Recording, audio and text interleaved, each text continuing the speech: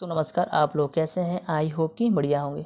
दोस्तों, आज के इस वीडियो में हम आपको बताने वाले हैं सभी महत्वपूर्ण लघु उत्तरीय प्रश्न। ठीक, आज के इस वीडियो हम जितना बताएंगे उतना बताएंगे लघु उत्तरीय प्रश्न जो बोर्ड में 100% पक्का आएगा।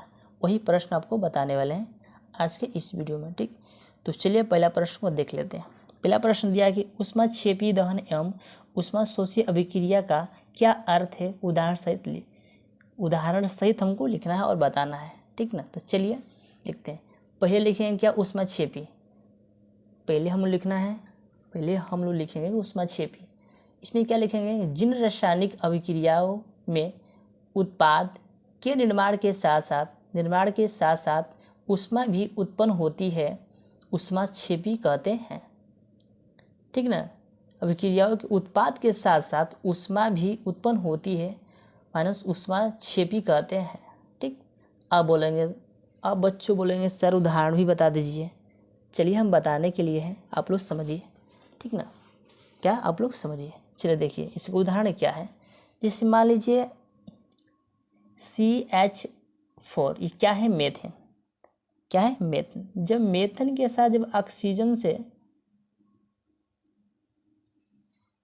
जब मेथेन और ऑक्सीजन को एक साथ जब अभिक्रिया कराएंगे, जब मेथेन और ऑक्सीजन को एक साथ अभिक्रिया कराएंगे तो हमको क्या निकल के मिलेगा? इसमें से क्या मिलेगा? हमको क्या मिलेगा? CO2 प्लस H2O, यहाँ पर 2 लगा देते हैं और प्लस में ऊष्मा क्या? यहाँ पे ऊष्मा निकल जाएगा बाहर।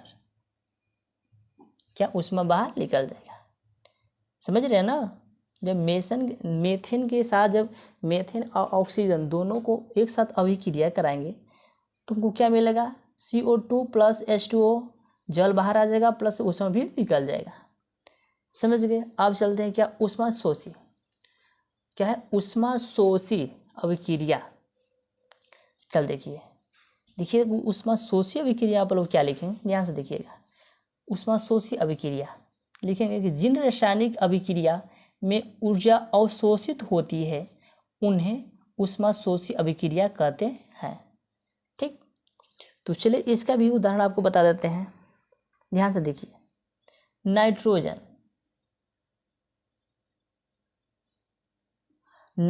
के साथ जब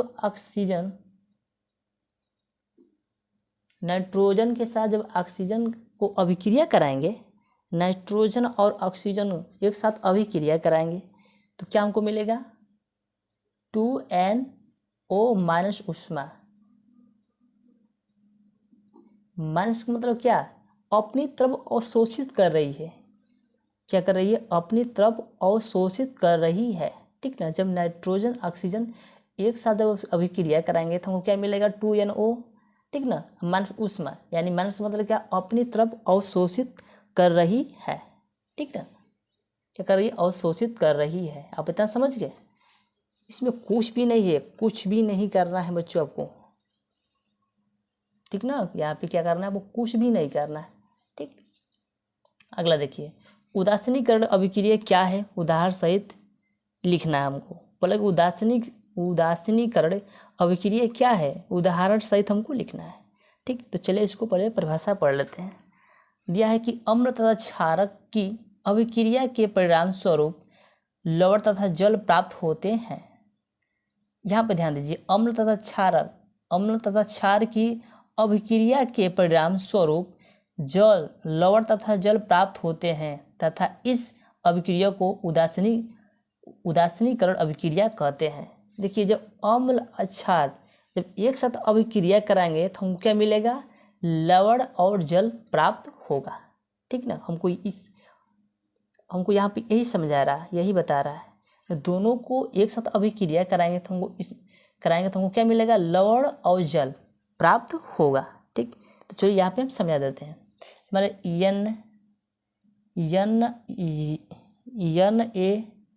NaOH और प्लस क्षार का क्या होता है फॉर्मूला? HCl। क्या ये लवण है कि नहीं? ये अम्ल है। ये ध्यान दीजिए पहले। देखिए ये क्या है? ये क्षार है, ये अम्ल है। ये क्षार है, ये अम्ल है। जब दोनों को एक साथ अभिक्रिया कराएंगे, यानी कि अम्ल और क्षार को जब एक साथ अभिक्रिया कराएंगे तो क्या निकल के आएगा, इसमें हमको क्या मिलेगा उत्पाद में, NaCl क्या मिलेगा, लवण प्लस क्या होगा, और जल, क्या जल बाहर निकल जाएगा, ठीक ना, क्या जल बाहर निकल जाएगा, समझ रहे ना। जब अम्ल क्षार, जब अम्ल और क्षार को एक साथ अभिक्रिया कराएंगे तो हमको क्या निकल के मिलेगा, क्या निकलेगा, लवण प्लस के जल, यानी जल क्या यहाँ पे बाहर निकल जाएगा, समझ ना। ये क्या है, ये लवण है, ये क्या है, क्षार है, ये क्या है, अम्ल है। जो ये क्या है, लवण, H2 क्या है, जल है। समझ गए आप लोग। यहाँ पे कुछ भी नहीं करना है, सारा परिभाषा यहाँ पे दे दिया गया है, ठीक ना। चलिए आगे चलते हैं, यहाँ पे समझते हैं बच्चवा, बहुत मजेदार क्वेश्चन है, ठीक ना, टेंशन लेने की बात नहीं। प्रश्न तीसरा दिया है, क्या होता है जब रासायनिक अभिक्रिया, पहला दिया है कि सोडियम बाइकार्बोनेट को गर्म करने पर, देखिए जब सोडियम बाइकार्बोनेट को जब गर्म करेंगे तो हमको उसमें से निकल के क्या मिलेगा, हाँ उसमें से क्या निकलेगा, क्या उसमें से प्राप्त होगा, ये देखना है। चलिए, सोडियम बाइकार्बोनेट का सूत्र क्या होता है, सोडियम बाइकार्बोनेट का सूत्र क्या होता है, आप लोग ध्यान से देखिए, होता है 2NaHCO3, ठीक, CO3 एरो मार्क। जब इसको गर्म करेंगे, समझे ना, जब इसको गर्म करेंगे तो हमको क्या मिलेगा, क्या मिलेगा, सोडियम कार्बोनेट, क्या मिलेगा, सोडियम कार्बोनेट से NO2 CO3 प्लस H2O बाहर आ जाएगा, यानी कि जल अलग हो जाएगा, और CO2, ठीक है, क्या, CO2। जब सोडियम बाइकार्बोनेट को जब गर्म करेंगे तो हमको क्या मिलेगा, सोडियम कार्बोनेट, जल बाहर आ जाएगा, और जो क्लोरीन है ये भी क्या बाहर आ जाएगा। इसको क्या बोलते हैं, सोडियम कार्बोनेट, इसको क्या बोलते हैं, सोडियम बाइकार्बोनेट। जब इसको गर्म करेंगे तो हमको क्या मिलेगा, सोडियम कार्बोनेट मिल जाएगा। तो यहाँ पे लिख देना है सोडियम कार्बोनेट, लिख लेना, ठीक ना। दूसरा देखते हैं, दूसरा दिया है कि अमोनियम क्लोराइड को गर्म करते हैं तो क्या मिलेगा, क्या मिलता है, ठीक ना। अमोनियम क्लोराइड का सूत्र क्या होता है, देखिए NaHUCl,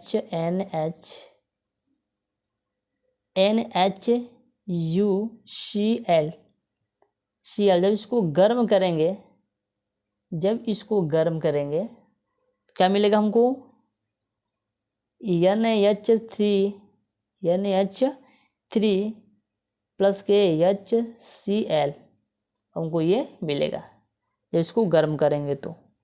तीसरा दे लेते हैं, तीसरा दिया कि व्यंजक चूड़ से क्लोरीन कैसे बनाए, व्यंजक चूड़ से क्लोरीन कैसे बनाए। तो व्यंजक चूड़ का सूत्र क्या होता है, CaOCl2, क्या है, ये व्यंजक चूड़ है, ठीक ना। व्यंजक चूड़ से क्लोरीन कैसे बनाए, क्लोरीन कैसे बनाए, प्लस के, देखिए H2SO4, क्लोरीन कैसे बनाए, क्या ये सल्फ्यूरिक अम्ल है, यह क्या है, व्यंजक चूड़ है। जब दोनों के साथ अभिक्रिया कराएंगे, जब अभिक्रिया कराएंगे तो क्या मिलेगा हमको, CaSO4 प्लस के H2O बाहर आ जाएगा, जल अलग हो जाएगा, अब प्लस के क्लोरीन, क्या है, क्लोरीन अलग हो जाएगी। बोला ना कि व्यंजक चूड़ से क्लोरीन कैसे बनाए, देखिए तो इसी तरह से बनता है। ये होता है सल्फ्यूरिक अम्ल होता है, ये बेंजोइक चूड़ का है। जब दोनों के साथ अभिक्रिया कराएंगे तो क्या मिलेगा हमको, क्या मिला यहाँ पे CaSO4, क्या है सल्फ्यूरिक अम्ल है ना, यहाँ पे सल्फ्यूरिक अम्ल है, ये हमको मिला। इतना समझ गए। अब देखिए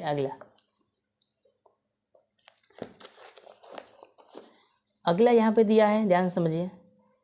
चौथा प्रश्न दिया है कि निस्थापन तथा भोजन में क्या अंतर है। निस्थापन तथा भोजन में क्या अंतर है। इसका प्रश्न दिया है कि निस्थापन में अयस्क को निम्न ताप वायु की अनुपस्थित या कम मात्रा में गर्म किया जाता है। कहने का मतलब या कम मात्रा में गर्म किया जाता है, जबकि भर्जन में अयस्क को उच्च ताप पर बिना पिघलाए वायु की नियंत्रित मात्रा में गर्म किया जाता है। क्या है, गर्म किया जाता है, ठीक ना। यही पूछा गया है कि निस्त्यातक तथा भर्जन में क्या अंतर है, यही अंतर है, ठीक ना। पांचवा प्रश्न देख लेते हैं। पांचवा प्रश्न दिया कि समजातीय श्रेणी क्या है, उदाहरण सहित स्पष्ट कीजिए। सजातीय श्रेणी क्या है, उदाहरण सहित स्पष्ट कीजिए। तो सजातीय श्रेणी क्या है, यहाँ पे समझते हैं। कार्बनिक यौगिक का वह समूह जिनका क्रियात्मक समूह एक जैसा होता है एवं समान सूत्र, तो उसे समजातीय श्रेणी कहते हैं। क्या है, समजातीय श्रेणी करते हैं। उसका यहाँ पे उदाहरण कुछ लिखा गया कि मेथेनॉल -CH3OH, एथेनॉल। तो लास्ट में क्या है, OH है, यहाँ पे OH और OH है ना। तो क्या है, समजातीय श्रेणी है, ठीक ना। आप लोग लिख लेना, ठीक ना। ठीक है, लक्षण में क्या है कि सभी का सामान्य सूत्र एक जैसा हो, क्या है, समजातीय श्रेणी है। सभी के क्रियात्मक समूह का एक जैसा हो, क्या है, ये समजातीय श्रेणी है। प्रत्येक क्रमागत सदस्यों में -CH2 का अंतर है, ये समजातीय श्रेणी है। क्या है, ये सब समजातीय श्रेणी है, ठीक ना। इसमें कुछ भी नहीं करना है, बहुत इजी क्वेश्चन है। इसको सारे क्वेश्चन को तैयार कर लेना, ठीक दोस्तों। आज के इस वीडियो में बस इतना ही। तो चलिए मिलते हैं अगले नेक्स्ट वीडियो में, तब तक जय हिंद, जय भारत।